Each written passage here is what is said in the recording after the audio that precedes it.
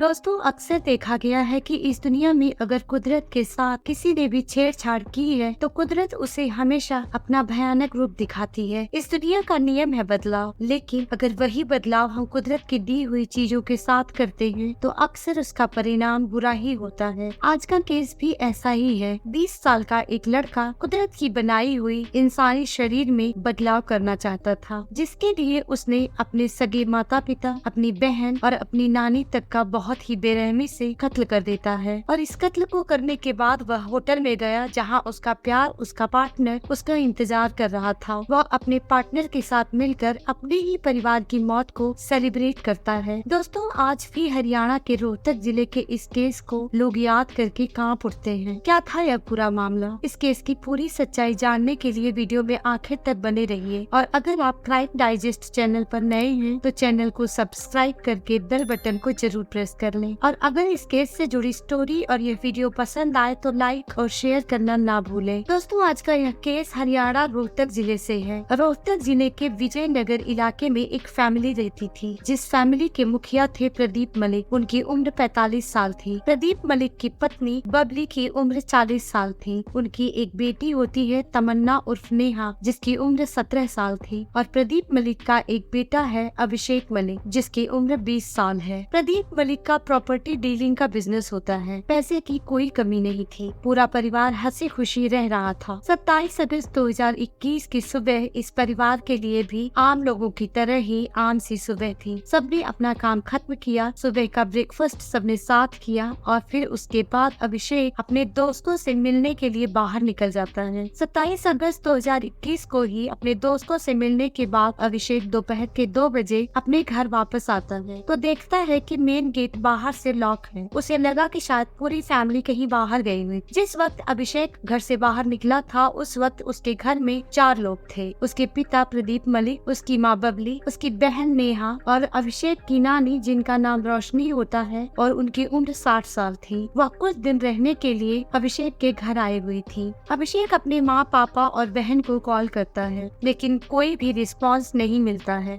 बगल में ही अभिषेक के चाचा रहते थे। वह उनसे बात करता है और पूछता है कि क्या सब लोग घर से बाहर गए हैं, तो उन्होंने कहा कि नहीं, किसी को आते जाते नहीं देखा है। फिर अभिषेक के चाचा ने प्रदीप मलिक को कॉल किया, लेकिन कोई भी जवाब नहीं मिलता है तो वह भी थोड़ा परेशान होते हैं। थोड़ी देर तक फोन किया गया और इंतजार किया गया, लेकिन कोई भी कॉल रिसीव नहीं करता है और न ही फैमिली से कोई लौट कर कहीं बाहर से आता है। इस तरह 45 मिनट से ज्यादा निकल जाते हैं। अभिषेक के चाचा का मकान अभिषेक के मकान से जुड़ा हुआ था। सिर्फ एक दीवार का फासला था। अभिषेक दीवार लांघ कर अपने घर के अंदर जाता है। जैसे वह घर के पहले कमरे में पहुंचता है, उसकी चीख निकल जाती है। वह चीखते हुए घर के बाहर की तरफ आता है और मेन गेट अंदर से बहुत तेजी से पीटने लगता है। अभिषेक की चीख सुनकर बाहर खड़े लोग घबरा जाते हैं और एक एक करके दीवार फाड़ कर उस घर के अंदर जाने लगते हैं। घर के ग्राउंड फ्लोर के पहले कमरे में प्रदीप मलिक की लाश खून में सनी हुई फर्श पर पड़ी हुई थी। फिर लोग उसी घर के और दूसरे कमरे को चेक करते हैं तो ग्राउंड फ्लोर पे और कोई नहीं मिलता। फिर सारे लोग मिलकर घर के पहली मंजिल पर जाते हैं और एक कमरे में जैसे ही जाते हैं, लोगों ने देखा कि वहाँ बबली और अभिषेक की नानी की लाश पड़ी हुई थी।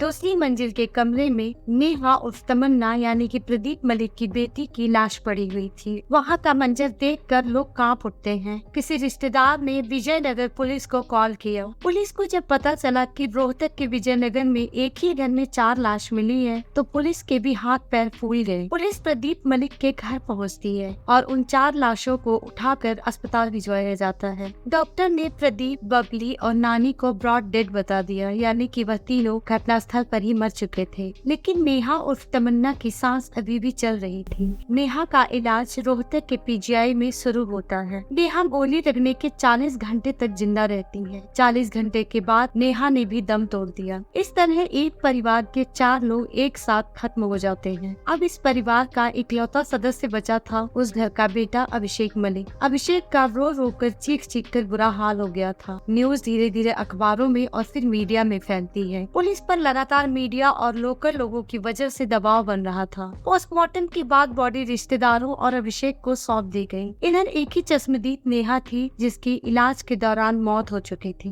पुलिस ने तफ्तीश आगे बढ़ाई। प्रदीप मलिक के घर के आसपास जितने भी सीसीटीवी फुटेज थे उन्हें देखने शुरू किए, लेकिन इस केस से जुड़ा हुआ कोई भी क्लू पुलिस को नहीं मिला। पुलिस को यह जानना बेहद जरूरी था कि 27 अगस्त को सुबह से लेकर दोपहर तक उस घर में क्या क्या हुआ था। इसकी जानकारी इकलौता बचा सदस्य अभिषेक ही दे सकता था, लेकिन अभिषेक की हालत ऐसी नहीं थी कि उससे पूछताछ की जाए। घर के अंदर जाकर पुलिस कई बार जांच कर चुकी थी, लेकिन लूटपाट का भी कोई मामला नहीं लग रहा था, क्योंकि घर का सारा सामान अपनी जगह पर मौजूद था। पुलिस को लगा कि प्रदीप मलिक की प्रॉपर्टी का बिजनेस है, तो हो सकता है कि किसी से कोई दुश्मनी हो या किसी से कोई लड़ाई झगड़ा हुआ हो, जिसकी वजह से ये हत्याएं नहीं है। पुलिस ने प्रदीप के तमाम दोस्त, रिश्तेदार और उसके दुश्मनों को खंगाला, लेकिन पुलिस को ऐसा कोई मोटिव निकलकर सामने नहीं आया जिससे पूरी फैमिली की हत्या की जा सके। पुलिस परेशान कि अब क्या करे। इसी तरह 3 दिन निकल गए। अभिषेक अपने चाचा के घर में ही रह रहा था, क्योंकि अब वह अनाथ हो चुका था। इन 3 दिनों में पुलिस ने जो जांच की और पोस्टमार्टम की रिपोर्ट जो सामने आई वह कुछ इस तरह से थी। जिन 4 लोगों की हत्या की गई थी उनके सर में गोली मारी गई थी। बबली, नानी और नेहा के सर में एक एक गोली मारी गई थी और गोली बेहद नजदीक से मारी गई। प्रदीप मलिक को 3 गोली मारी गई, एक सर में और 2 चेहरे पर। प्रदीप मलिक को भी गोली बेहद करीब से मारी गई थी। 3 दिन बाद 30 अगस्त को पुलिस अभिषेक से पूछताछ करती है। अभिषेक के बयान के मुताबिक 27 अगस्त को अभिषेक और उसकी फैमिली साथ में नाश्ता करते हैं और अभिषेक 10 बजे के लगभग अपने दोस्तों से मिलने के लिए निकल जाता है। दिल्ली हाईवे रोड पर एक होटल है, वहीं पर उसके कुछ दोस्तों ने लंच की पार्टी रखी थी। वह उनसे मिला और 2 बजे घर वापस आया तो घर के मेन गेट के बाहर लॉक लगा था। आगे की कहानी जैसे कि मैं पहले ही आपको बता चुकी हूँ। फिर पुलिस अभिषेक की लोकेशन और उसके बयान को वेरीफाई करती है तो पता चला कि अभिषेक दिल्ली हाईवे रोड पर उस होटल में गया था अपने दोस्तों के साथ और उसके दोस्तों ने लंच की पार्टी भी रखी थी। सबने खाना खाया था, लेकिन अभिषेक ने लंच नहीं किया था। फिर पुलिस ने अभिषेक के दोस्तों का पता किया तो पता चला कि सारे दोस्त लोकल के ही थे। सिर्फ एक दोस्त ऐसा था जो उत्तराखंड का था। अभिषेक से इस लड़के की मुलाकात दिल्ली में एक एयरलाइंस केबिन क्रू का कोर्स करने के दौरान हुई थी। दोनों अच्छे दोस्त बन गए थे। पुलिस को अभिषेक के बयान में सब ठीक लगा। तमाम जांच के बाद पुलिस को यही लगा कि मामला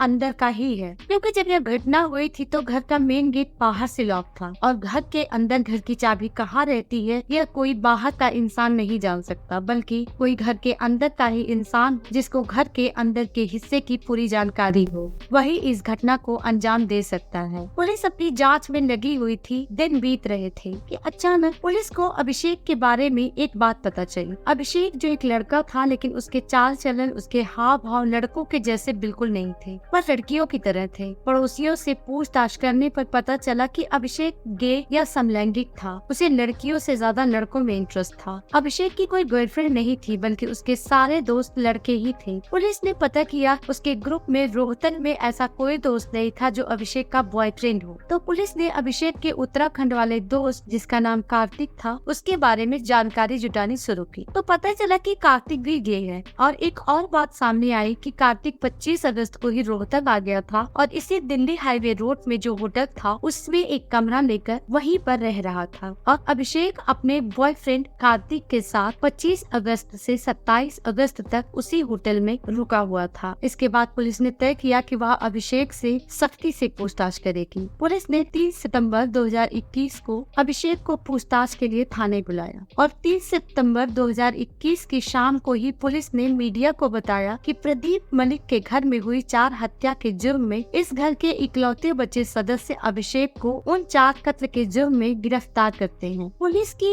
इस अनाउंसमेंट के बाद लोग अंदर से कांप उठे थे, क्योंकि किसी को उम्मीद नहीं थी कि 20 साल का एक लड़का अपने ही माँ बाप, बहन और अपनी नानी का यूं बेरहमी से कत्ल कर देगा। अभिषेक ने जो बयान पुलिस को दिया उसने सबकी हालत और ज्यादा खराब कर दी। अभिषेक के मुताबिक कॉलेज पास आउट करने के बाद अभिषेक एक एयरलाइंस केबिन क्रू का कोर्स करने के लिए दिल्ली जाता है। वहीं उसकी मुलाकात उत्तराखंड के एक लड़के कार्तिक से होती है। दोनों में दोस्ती होती है। कार्तिक और अभिषेक दोनों को ही लड़कियों में इंटरेस्ट नहीं था, उन दोनों को लड़कों में इंटरेस्ट था, क्योंकि दोनों ही गे थे। दोनों एक दूसरे को प्यार करने लगे और अक्सर अभिषेक कार्तिक के साथ दिल्ली के अलग अलग होटल में रहने लगा। वह घर से 1 या 2 दिन का कह कर चला जाता और फिर कार्तिक के साथ होटल के कमरे में रहता। पैसे की कोई कमी नहीं थी अभिषेक के पास। प्रदीप मलिक का बिजनेस अच्छा चल रहा था और अभिषेक आराम से पैसे खर्च कर रहा था। धीरे धीरे यह खबर आम हुई और परिवार वालों तक पहुंची। फिर प्रदीप मलिक और बबली ने अभिषेक पर गौर करना शुरू किया। जब सब कुछ क्लियर हो गया तो प्रदीप मलिक ने अभिषेक से बात की, उसको बहुत समझाया, लेकिन अभिषेक के सर पर प्यार का भूत सवार था। उसे कुछ भी सोचना समझना अच्छा नहीं लग रहा था। अब प्रदीप मलिक ने अभिषेक के खर्चों पर सख्ती कर दी और इस बात ने अभिषेक को और ज्यादा विद्रोही बना दिया। परिवार को वह अपना दुश्मन समझने लगा। सबको लगा कि अभिषेक हमेशा से नानी के बहुत करीब रहा है, तो अगर नानी को बुलाकर अभिषेक की बात करवाई जाए तो शायद मामला ठीक हो सकता है। लेकिन नानी से बात करने के बजाय अभिषेक ने नानी के साथ बदतमीजी की। फिर अभिषेक ने यह भी तय किया कि वह कार्तिक के साथ विदेश चला जाएगा। लेकिन विदेश जाने से पहले अभिषेक अपना जेंडर यानी कि अपना लिंग चेंज करवाना चाहता था, जिसके लिए उसने कुछ डॉक्टर से भी बात कर रखी थी। इस जेंडर ट्रांसप्लांट के लिए टोटल खर्च 5 लाख रुपए का था। इतना पैसा अभिषेक के पास नहीं था। उसने अपने पिता प्रदीप मलिक से बात की और बताया कि उसे जेंडर ट्रांसप्लांट करने के लिए 5 लाख रुपए की जरूरत है। प्रदीप मलिक को जब यह बात पता चली तो एक आम पिता की तरह वह बुरी तरह भड़क गए। उन्होंने अभिषेक को बहुत समझाया, लेकिन अभिषेक ने जब उनकी बात नहीं सुनी तो उन्होंने अभिषेक को बहुत बुरी तरह से मारा पीटा। इस बात पर अभिषेक अपनी जिद पर आ गया और उसने अपने सीने पर कार्तिक के नाम का टैटू बनवा लिया। घर वालों ने अभिषेक को बहुत डांटा, लेकिन अभिषेक ने किसी की एक भी न सुनी। इसी बीच प्रदीप मलिक ने अपनी बेटी नेहा उर्फ तमन्ना को एक स्कूटी दिला दी, जिसने अभिषेक को अपने परिवार के और ज्यादा अगेंस्ट कर दिया। उसके अंदर अपने परिवार को लेकर और ज्यादा गुस्सा भर गया और वह अपने पिता से बहुत लड़ाई करने लगा। इसी बीच 25 अगस्त को कार्तिक उत्तराखंड से रोहतक पहुंचता है। अभिषेक और कार्तिक एक साथ उस होटल के कमरे में रहते हैं और 27 अगस्त को अभिषेक सुबह 10:30 पर अपने घर पहुंचता है। वह अपने घर वालों के साथ ब्रेकफास्ट करता है। उसके बाद नेहा, जिसका कमरा घर के दूसरी मंजिल पर था, वह अपने कमरे में चली जाती है। अभिषेक उसके पीछे पीछे उसके कमरे में जाता है और टीवी चलाकर उसकी आवाज बहुत तेज कर देता है। अपनी जेब से पिस्टल निकालकर नेहा के सर में पिस्टल को सटाकर वह काफी नजदीक से गोली मारता है। नेहा जब फर्श पर गिर जाती है तो अभिषेक नीचे की तरफ भागता है। टीवी के शोर में गोली की आवाज दब गई थी। अभिषेक नीचे जाता है और घर के पहली मंजिल पर पहुंचता है। अभिषेक ने नानी को भी बेहद नजदीक से गोली मारी और वो कमरे से निकलने की कोशिश करता है। गोली की आवाज बबली यानी कि अभिषेक की माँ सुनती है और वह नानी के कमरे में पहुंचती है। अभिषेक अभी कमरे से निकल ही रहा था कि बबली कमरे में आ जाती है। बबली अभिषेक को देखकर बेहद घबरा जाती है क्योंकि उसके हाथ में पिस्टल थी।